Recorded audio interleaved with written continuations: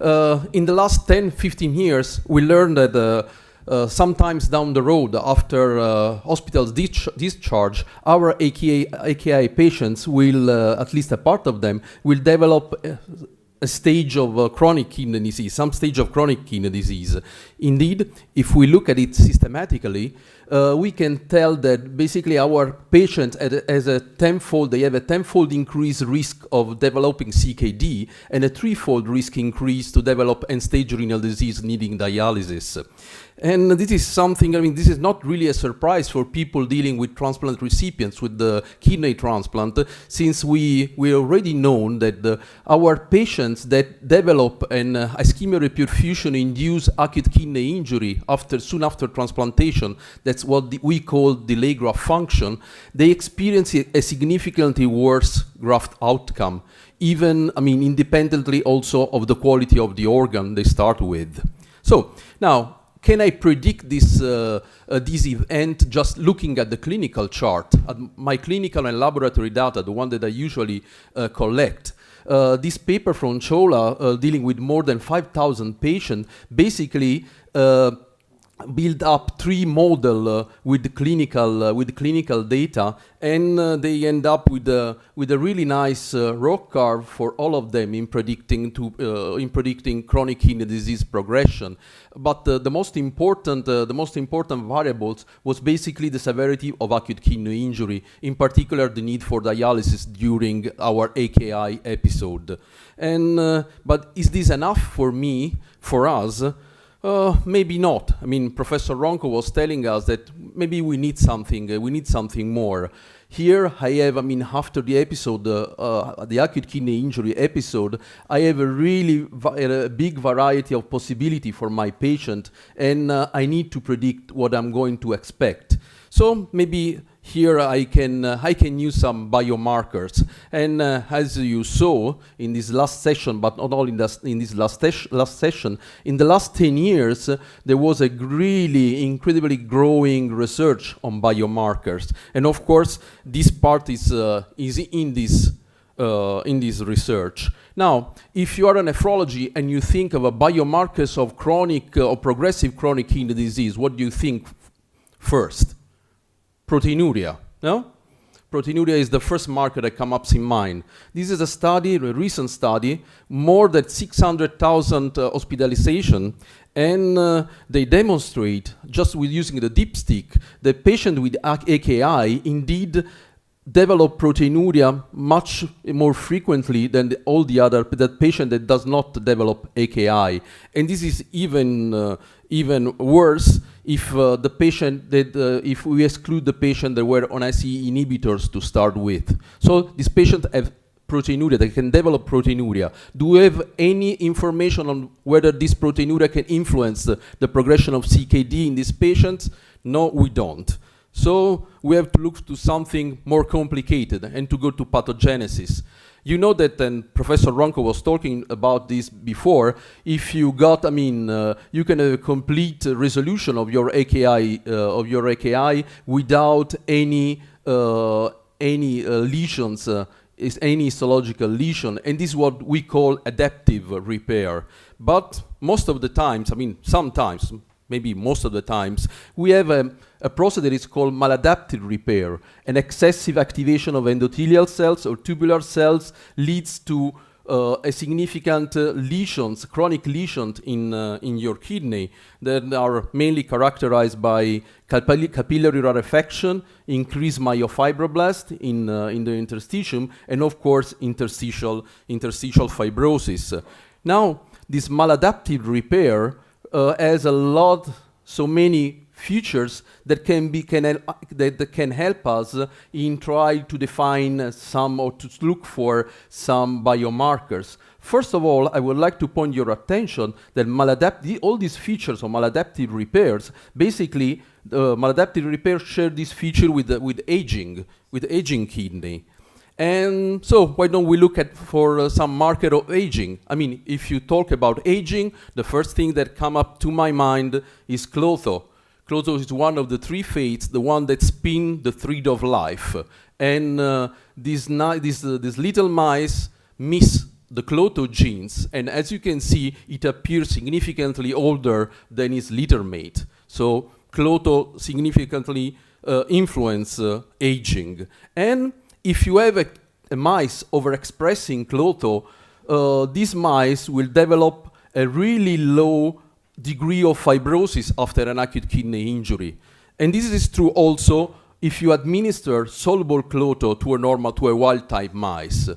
So, but what happens during acute kidney injury to native Cloto? I mean, this is an ischemia reperfusion acute kidney injury, it's a swine model, and this is Cloto expression before and after the lesion. Basically, there is a significant reduction in Cloto expression. And this is not only true in pigs, it's true also in men. I mean, if we look at our delay graft function model of acute kidney injury, pre-transplantation, you have this expression of Cloto, and after transplantation, the patient with delay graft function, Cloto expression basically is gone.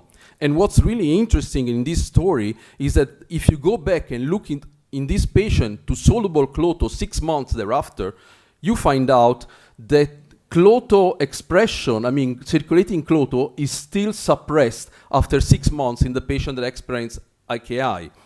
This will influence the outcome. We still don't know. Maybe in a couple of years, if I come back, I can tell you. I will be able to tell you something. Now, let's give a look to this this feature of maladaptive repair. Chronic KIM1 expression. We already heard about KIM1, and you can have a mouse overexpressing KIM without any tubular injury, and KIM is expressed exactly where it's supposed to be expressed. These mice develop a renal failure, chronic kidney disease, and they die for chronic kidney disease. And the chronic kidney disease is characterized by the development of an extensive progressive interstitial fibrosis. So, on the other end, if you take out the KIM1 gene to a mouse, you use a knockout model, the fibrosis in this model is significantly reduced. So, KIM1 can play a role. I mean, we don't have so many studies. I just picked one of it. This is these are 184 patients, look up for 1 year, follow up for 1 year, 101 with stable renal function, and 73 with deteriorating renal function.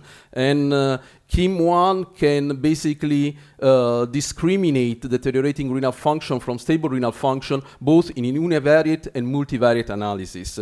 I mean, if you look at the ROC curve, this is not really wonderful, but still is statistically significant. And you can end up with a cutoff of sensitivity and specificity of 2.46.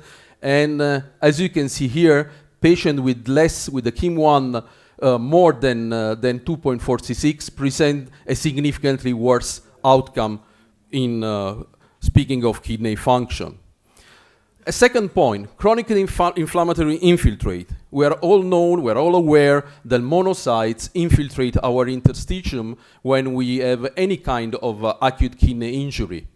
And these guys are very useful in the short term. They are absolutely dangerous if they hang on too long in your kidney.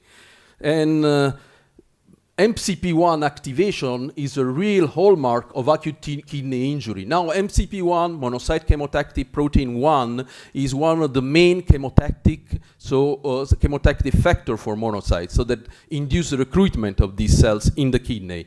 This is the expression, the concentration of MCP1 in the serum of AKI patients that increased, but it's even more increased if you look at the MCP1 in the urine, and the concentration goes skies up, down. This is a logarithmic scale if you consider the urine MCP1 normalized by urine creatinine.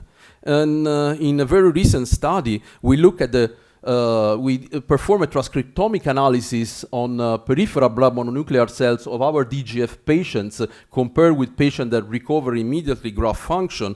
We ended up with the MCP1 receptor, CCR2, being overexpressed in patients that will develop acute kidney injury after transplantation. And this, of course, was validated by real-time PCR. Again, if we go back to animal model, we know that if you block CCR2, you block progressive fibrosis in any kind of mode, in any way you induce your progressive fibrosis. And in human, this is something like 20 years ago, we demonstrated both in acute and chronic human nephritis that infiltrating monocytes are directly correlated with tubular atrophy and interstitial fibrosis, and MCP1 gene expression, again, is associated with the infiltrating monocytes, but is significantly associated with tubular atrophy and interstitial fibrosis. I mean, if you don't believe to my data, I show this more recent study that basically say the same thing, looking at the urine MCP1. Also in this case, urine MCP1 is significantly associated with tubular atrophy. What about acute kidney injury? I mean, what happens in acute kidney injury? This is a real recent paper that showed that MCP1 expression in the model of kidney injury, as well as CCR2 expression, are directly and significantly correlated with the development of fibrosis. So can we use it as a biomarker? I mean, we did in chronic kidney disease, in IgA nephropathy, along with EGF. The ratio between EGF and MCP1 is inversely correlated with the worsening of renal function. Patient with a low ratio, so with high MCP1, has a real bad outcome. But if you divide EGF and MCP1, you see that MCP1 is clearly associated with worse renal function. Do we have any data on acute kidney injury? We had some data on transplant recipients. If you take the transplant recipient with DGF and you measure CCL2, that is the same as MCP1, it's just a different name, in the urine 6 months after transplantation, usually the concentration of CCL2 associate with the markers of interstitial fibrosis and inflammation in a biopsy performed 18 months later. You see, this is CCL2 urine level, base normal, and this is a patient with inflammation and interstitial fibrosis. There is significant increase. And this increase stands really also in a multivariate analysis. So MCP1 could be good. The last that I want to show you is what Professor Ronco called nephrocheck. You already heard about the stress of epithelial cells and the arrest in the cell cycle of these cells, and that nephrocheck can indeed be the results or can influence these arrest. So let's try to see what happens. I mean, we have just a couple of studies. This one looks at the short-term recovery as some major adverse kidney events, including the development of CKD. And in this study, with a very low number of patients, so the sample size is not exactly exceptional, nephrocheck can predict, both measured at T0 24 hours thereafter, can significantly predict major adverse kidney events. The second study that I would like to show you is from Professor Kellum's group, and here the numbers are significantly higher, although we have dialysis or death at 9 months, not only dialysis of CKD. But then again, the nephrocheck, so TIM2 IGF-BP7, can significantly associated with the worse long-term outcome in patients with AKI. And I think that is more evident if I show you graphically. No AKI, this is with low nephrocheck, mid nephrocheck, and very high nephrocheck, of course, and is the probability of death or dialysis. So that can be good too. Now, if I have to give you a take-home messages, I mean, the only take-home message that I can give you is that definitely, especially in this particular field of biomarkers research, we need more study. But this is a really difficult task for two reasons. One specific and one is general. The one specific, I hope that there are not too many intensivists around, but now I have to do some outing. And we nephrologists can talk the talk, but really cannot walk the walk. I mean, in this study, they ask, it's from Canada, they ask a very large number of nephrology, okay, what do you think? Should you follow in your outpatient clinic a patient that with the AKI after discharge? Of course, I mean, in most of the cases, they say, of course, I mean, we had to, absolutely. And then you go and look at their clinics, and in the best case, 1/3 of those patients are following in outpatient clinic. So there is no way to do a study with this. And there is also some general condition that can influence the lack of the need for more study and make a really difficult task. This was an editorial in NDT last year, and I was struck by this sentence. If you use keywords acute kidney injury and biomarkers, you ended up with the 3,400 papers. Of these 3,400 papers, only 100, a little bit more than 100, are true clinical trials. Why? I mean, someone already showed you this. The timeline of biomarkers development is really long. You have an initial part that is basically biomarkers discovery, and you have then a really long methodological, strict part, the clinical trial of biomarkers validation. Now, of course, biomarkers discovery is fun, like fox hunting, of course, if you are not a fox. Whereas the validation of biomarkers, I mean, it's like working in an assembly line, so nobody really wants, nobody really likes this part of the job. Thank you much for your attention, and let me acknowledge this fantastic team of fox hunters back at home.